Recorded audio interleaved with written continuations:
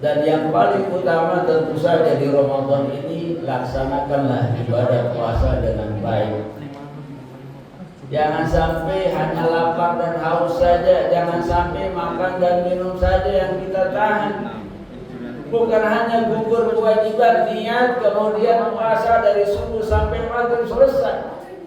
Kalau itu memang kewajiban kita gugur, tapi belum tentu ada pahalanya.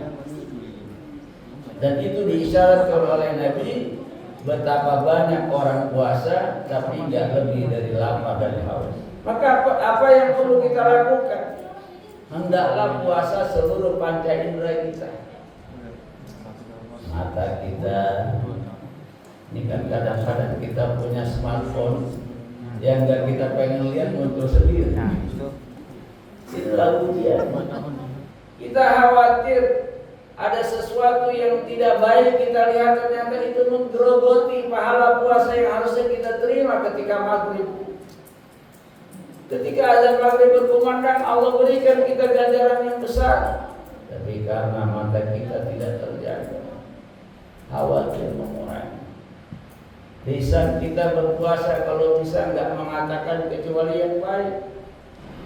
Kaki kita hanya melangkah ke tempat yang mulia, tangan kita hanya melakukan hal-hal yang positif.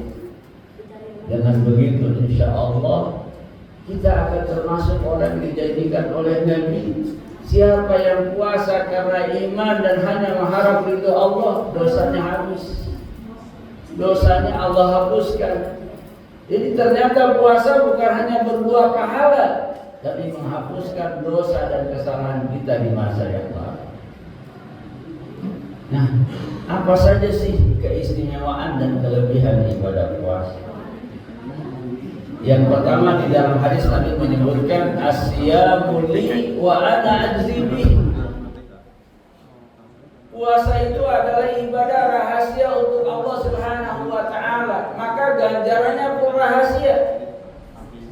Kalau kita baca Quran, kalau kita ngaji, satu huruf 10 kebaikan. Baca Bismillahirrahmanirrahim 19 huruf 190 kebaikan. Baca Al-Fatihah lebih banyak lagi.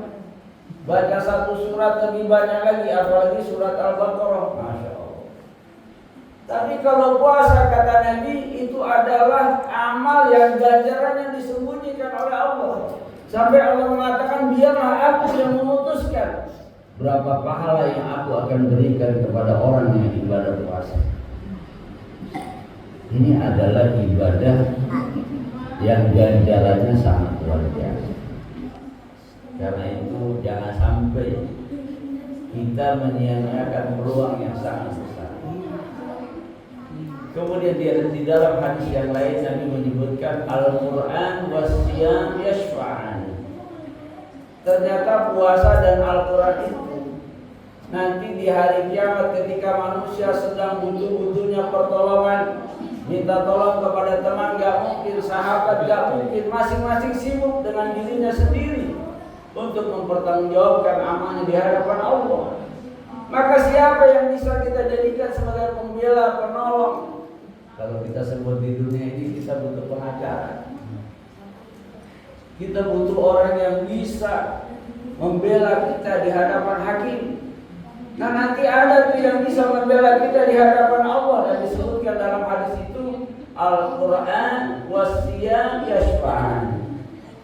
Quran yang kita baca, ayat-ayat Al-Quran yang kita ucapkan dengan lisan kita, kemudian ibadah puasa yang kita lakukan di bulan Ramadan ini bisa menjadi pembela kita di hadapan Allah Subhanahu wa taala.